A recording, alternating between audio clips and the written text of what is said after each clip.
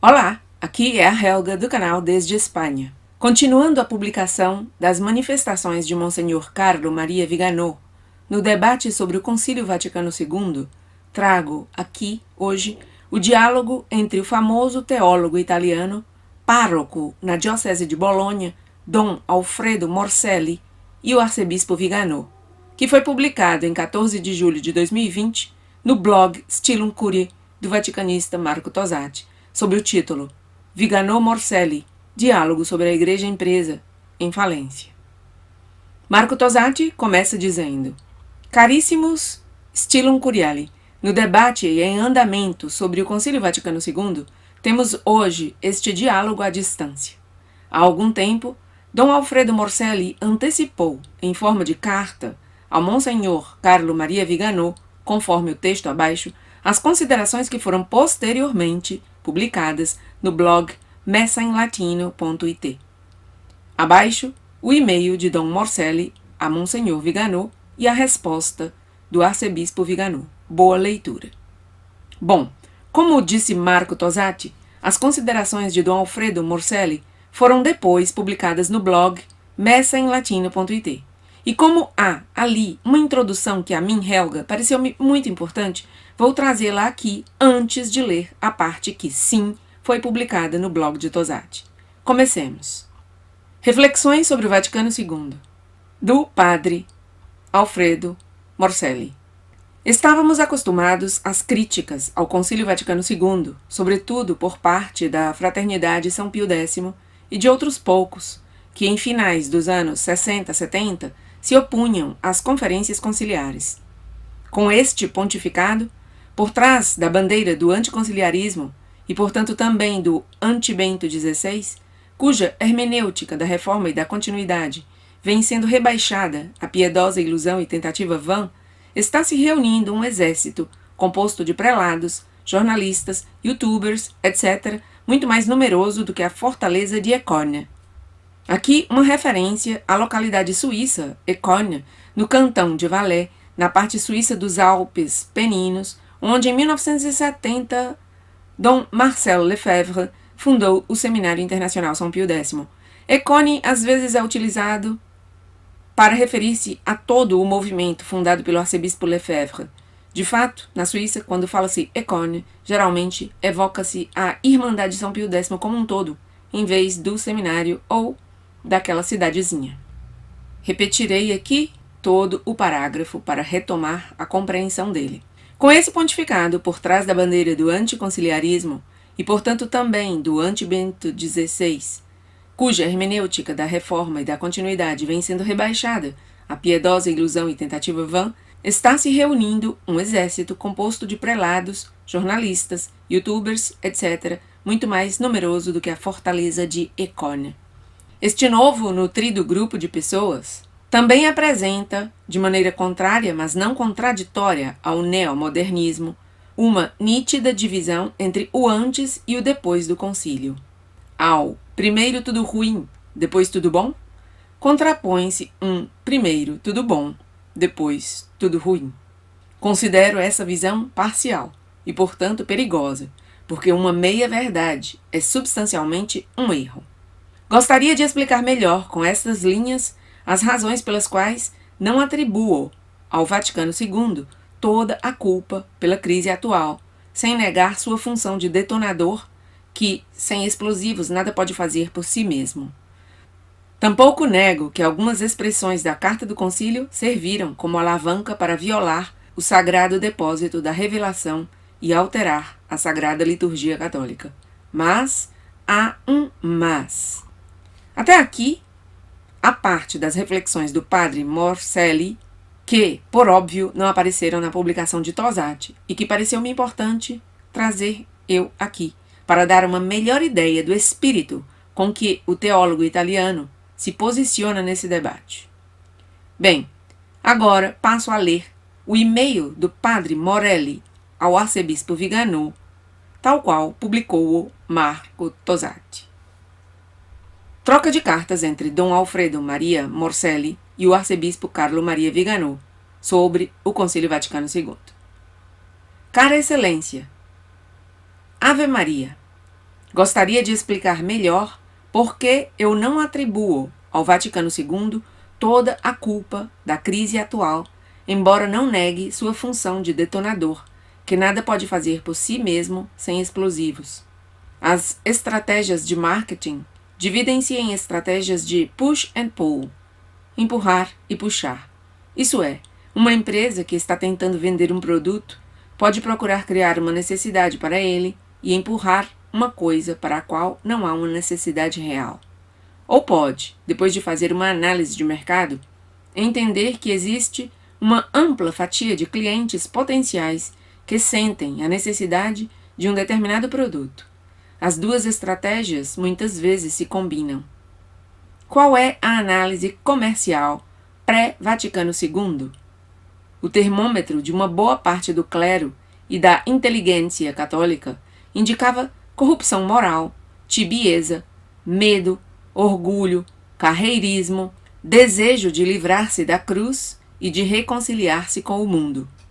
A panela destapada por Viganò já estava fervendo há muito tempo. São Paulo disse que viriam tempos em que os homens se cercariam de mestres segundo seus próprios desejos, mestres que teriam apoio e tornariam possível chamar o bem de mal e vice-versa, conforme 2 Timóteo 4:3. Os mestres, segundo os desejos do mundo, compreenderam que chegou o momento de apresentar-se ao mundo e de vender a baixo custo seu produto. O que estou dizendo é que, se o mercado não estivesse pronto, o produto não teria sido lançado. Após a morte de São Pio X, os homens continuaram a pecar, a luta contra o modernismo desapareceu, o modernismo voltou a crescer a tal ponto que Pio X, Garrigou Lagrange e Mariano Cordovani não conseguiram sequer arranhar a superfície da Nouvelle Théologie que ocupava todas as cátedras. A maçonaria colocava os chantagistas mais imundos em postos-chave, e os bons, que na realidade não eram verdadeiramente bons, eram muitos Dom Abondios. Dom Abbondio, parêntese meu aqui, Helga, é um dos personagens principais da obra mais famosa de Alessandro Manzoni, I Promessi Sposi. Recorrendo à figura de Dom Abbondio, Dom Morselli aqui refere-se a uma pessoa hesitante, mesquinha, covarde e que, diante das dificuldades e dos obstáculos que encontra, não os enfrenta. Volto para melhor compreensão deste parágrafo. Após a morte de São Pio X, os homens continuaram a pecar, a luta contra o modernismo desapareceu, o modernismo voltou a crescer, a tal ponto que Pio X, Garrigou, Lagrange e Mariano Cordovani não conseguiram sequer arranhar a superfície da Nouvelle Théologie que ocupava todas as cátedras. A maçonaria colocava os chantagistas mais imundos em postos-chave, e os bons, que na realidade não eram verdadeiramente bons, eram muitos Dom Abbondios. O tumor espalhou metástases por toda parte, e Paulo VI, em seus últimos tempos, São João Paulo II, Bento XVI, não puderam mais do que administrar paliativos. Alguns também criticam os papas acima mencionados, mas talvez tenha sido o melhor de que nosso Pai Eterno pôde dispor, ou, misteriosamente, ele deixou que se formasse um providencial mal de castigo. E enquanto isso, o tubo de ensaio com um pontífice ad hoc in vitro estava guardado nos laboratórios dos modernistas. Aqui uma clara referência a Bergoglio Francisco, não? Agora o doente está na UTI, pendurado pelo duplo fio do non prevalebunt, não prevalecerão, e das promessas de Fátima, e também pela grande quantidade de sangue da terceira parte do segredo. In corde matris, Padre Alfredo M. Morselli. Resposta do arcebispo Viganò. Natividade de São João Batista, 24 de junho de 2020. Prezado e reverendo Dom Morselli, agradeço-lhe por seu e-mail, no qual vejo confirmada sua visão sobrenatural dos eventos que afligem a Santa Madre Igreja. Concordo com você sobre o fato de que o Concílio Vaticano II não pode ser considerado como uma espécie de coisa submetida a si mesma, dotada de vontade própria. Estudos autorizados demonstraram que os esquemas preparatórios, laboriosamente elaborados pelo Santo Ofício, tiveram que confirmar a imagem de uma igreja granítica, que na realidade, especialmente longe de Roma, dava sinais de perigoso desmoronamento. E se foi tão simples substituí-los por novos esquemas, preparados nos conciliábulos dos inovadores alemães, suíços e holandeses, evidentemente, isso deveu-se a que muitos expoentes do episcopado, com sua corte de pretensos teólogos, a maior parte dos quais já eram objeto de censura canônica, estavam corrompidos no intelecto e na vontade. O que você identifica com as estratégias de marketing mais comuns e que, com razão, vê como tendo sido realizadas no concílio, foi uma operação desonesta, um golpe contra os fiéis e o clero. Para incrementar os negócios, o produto e a imagem corporativa foram alterados, promovendo-o com campanhas publicitárias e descontos. Os excedentes do armazém eram liquidados ou enviados para a fábrica de polpação. Mas a Igreja de Cristo não é uma empresa, não tem finalidades comerciais, e seus ministros não são gerentes. Este erro clamoroso, ou melhor, esta verdadeira fraude, foi concebida por personagens que, com essa visão humana e mercantil das coisas espirituais, demonstraram não apenas sua própria inadequação, mas também a própria indignidade para o papel que desempenhavam. E, no entanto, foi justamente essa mentalidade que marcou oficialmente a ruptura com a tradição. Transformar a igreja em uma empresa significava colocá-la em uma competição absurda com os concorrentes das seitas e das falsas religiões, impondo uma adaptação do produto às supostas exigências da clientela e, ao mesmo tempo, impondo também a precisão de gerar nos potenciais compradores a necessidade de bens e serviços alternativos, novos, de que eles nem sequer sentiam necessidade. Eis, então, a ênfase comunitária da liturgia, a abordagem faça você mesmo da Sagrada Escritura, o jogue tudo fora de doutrina e de moral, os novos uniformes do pessoal, etc. Acredito que, se quisermos continuar com a comparação que você sugeriu, não se pode negar que, precisamente, para eliminar a presença de um produto que não tem muitos concorrentes, era necessário não apenas torná-lo menos exclusivo, mas também, mais cedo ou mais tarde, chegar ao ponto de absorver a empresa que o produz por uma mais poderosa e difundida. Inicialmente, o melhor produto é mantido como primeira linha para uma clientela mais exigente. Depois, é retirado da produção e, finalmente, até mesmo a própria marca desaparece.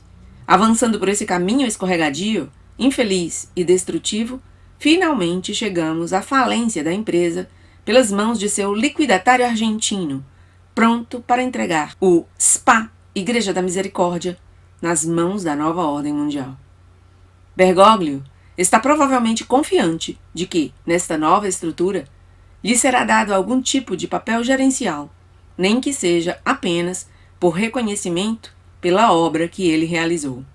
Não há ninguém que não possa ver que esta visão comercial não tem nada de católica, sobretudo porque a Igreja pertence a Cristo, que delega seu governo aos seus vigários.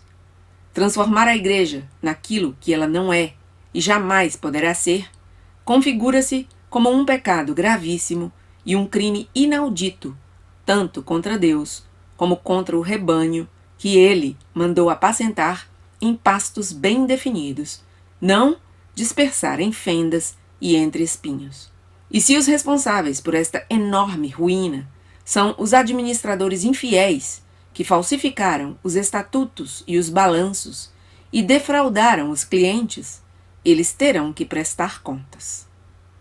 Rederationem vilicationem tuae.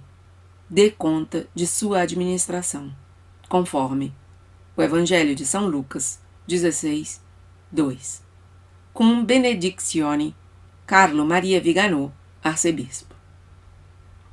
Tradução do italiano para o português minha, Helga Maria Saboia Bezerra, para o meu canal, desde Espanha.